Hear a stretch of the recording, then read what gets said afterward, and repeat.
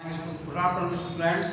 12th लेखांकन में आज हम लोग रिवाइज कर रहे हैं अलाभकारी संस्थाएं। तो अलाभकारी संस्थाएं ऐसी संस्थाएं होती हैं जिनका उद्देश्य लाभ कमाना ना होकर सेवा भावना होता है। जैसे धर्मशाला है, पुस्तकालय है, अनाथालय है, स्कूल है, क्लब हैं। तो ऐसी संस्थाएं होती हैं जो समाज की सेवा के उद्देश्य के हिसाब से स्थापित की जाती हैं। ये संस्थाएं अपना हिसाब किताब रोकड़ी पद्धति के आधार पर रखती हैं, क्योंकि इनके यहाँ अधिकांश लेन देन नकद होते हैं। ये वर्ष के अंत में अपनी आर्थिक स्थिति और संस्था की जानकारी प्राप्त करने के लिए जो अंतिम खाते बनाती हैं, उसमें 3 खाते तैयार करती हैं। प्राप्ति भुगतान खाता, जो कि एक वास्तविक खाता है जिसमें वास्तविक प्राप्ति और वास्तविक भुगतानों को लिखा जाता है, चाहे वह किसी भी वर्ष के हो। इसमें समायोजनों की तरफ बिल्कुल ध्यान नहीं दिया जाता है। इसके विपरीत आय व्यय खाता एक नाम मात्र का खाता होता है, जिसमें वर्ष के एक चालू वर्ष के समस्त व्यय और समस्त आय आती है।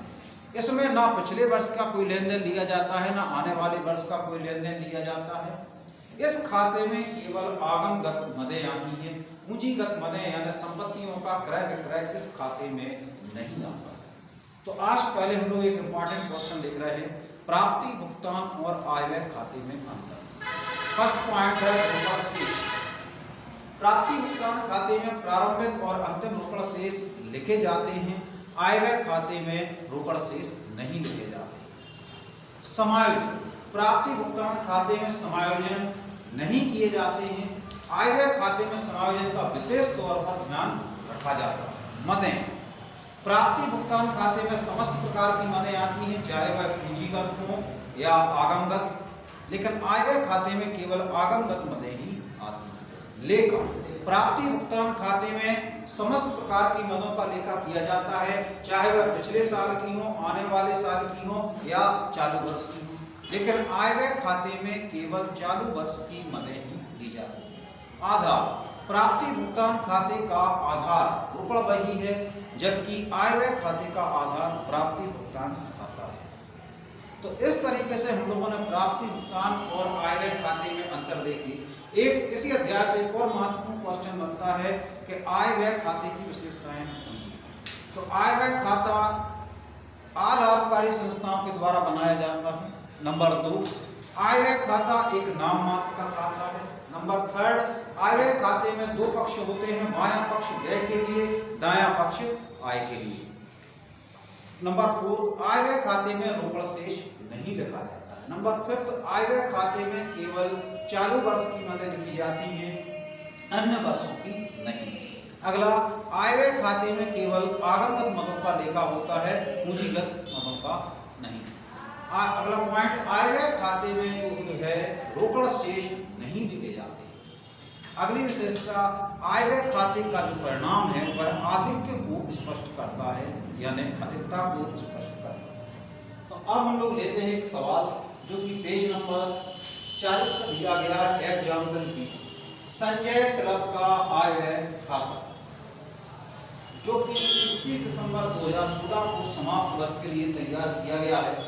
इसके लिए हमें 4 कॉलम बनाना है, व्यय राशि, आय राशि। इसमें जो प्राप्ति भुगतान खाता दिया गया है, भुगतान पक्ष में सबसे पहले वेतन दिया गया है 2000, और वो जानकारी दे रहे हैं कि 1 अप्रैल को यानी वर्ष के प्रारंभ में 1 जनवरी 2016 को जो है वेतन 200 रुपया देना बाकी था। तो इस मद में किसी भी जो है पिछले साल की मद शामिल नहीं होगी। यदि 1 जनवरी को कोई चीज बकाया है तो वो पिछले साल की कहलाएगी। वेतन में से हम पिछले साल का वेतन घटा देंगे और वर्ष के अंत में जो अदत्त है उसे जोड़ देंगे। यानी 2000 रुपये वेतन है, इसमें से गत वर्ष का 200 हम लोग घटा देंगे 1800, और इस वर्ष का जो बकाया है 400 उसे जोड़ देंगे। इस तरीके से 2200 रुपये। कुछ मदें बिना समायोजन की हैं, ज्यों की त्यों लिख लेंगे, जैसे विद्युत व्यय 150, किराया 400, लेखन सामग्री 250 और अन्य व्यय हैं 500। इन मदों के साथ कोई समायोजन नहीं है, तो ये प्राप्ति भुगतान खाते में से ज्यों की त्यों नोट कर ली जाएगी। उसके बाद हमें लगाना है फर्नीचर पर ह्रास। तो क्लब के पास पहले से 3,000 रुपये का उपस्कर यानी फर्नीचर है, जिस पे 3,000 रुपये 10% 300। इसके अलावा 1 जुलाई को क्लब ने 2,000 रुपये का एक फर्नीचर और खरीदा है, जिस पर 10% की दर से ह्रास होता है 200। लेकिन चूंकि फर्नीचर जुलाई में खरीदा गया है तो 200 का आधा यानी 6 माह का ह्रास लगेगा 100। इस तरीके से फर्नीचर पर ह्रास जो है वह हो जाएगा 400। अब आ जाते हैं हम आय पक्ष में। आय पक्ष की मदद हमें प्राप्ति से मिलेगी। सबसे पहले रोकड़ शेष हमें छोड़ देना है, उसके बाद प्रवेश शुल्क है 200। चंदे आपको 3 दिए गए हैं, 2016-17 का है 500, 17-18 का है 4500 और 18-19 का है 700। तो हमें केवल बीच वाला यानी चालू वर्ष का चंदा है 4500, जबकि समायोजन में दिया गया है कि 300 रुपये चंदे के अभी भी मिलना बाकी है। तो 4500 मिले हैं, 300 और मिलेंगे, तो ये इसमें जुड़ के बाहर जाएंगे 4,800। विनियोग पर ब्याज।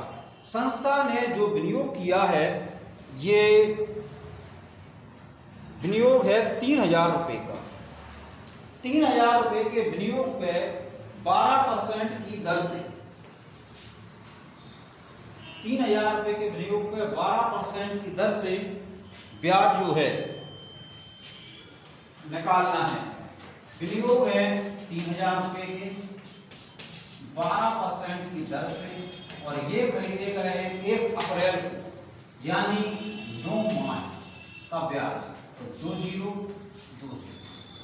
12 डिवाइड हो गए, 9 27 270 रुपये जो है ब्याज होना चाहिए, लेकिन प्राप्ति भुगतान में हमें ब्याज प्राप्त हुआ है 200। तो ऐसी स्थिति में 70 रुपये ब्याज और मिलना है, तो 200 मिल गए हैं, 70 रुपये अप्राप्त हैं, 270 रुपये बाहर। मनोरंजन पर लाभ। तो मनोरंजन पर लाभ है 1200। इस तरीके से हमें कुल आय जो है प्राप्त हुई है 6,470। इसमें से जो खर्च हैं ये है 3,900 के व्यय हम लोग घटा देते हैं, तो आय की अधिकता है 2,570, यानी व्यय पर आय का आधिक्य 2,570, और ये रिजल्ट जो है चिट्ठे में चला जाता है। Thank you very much.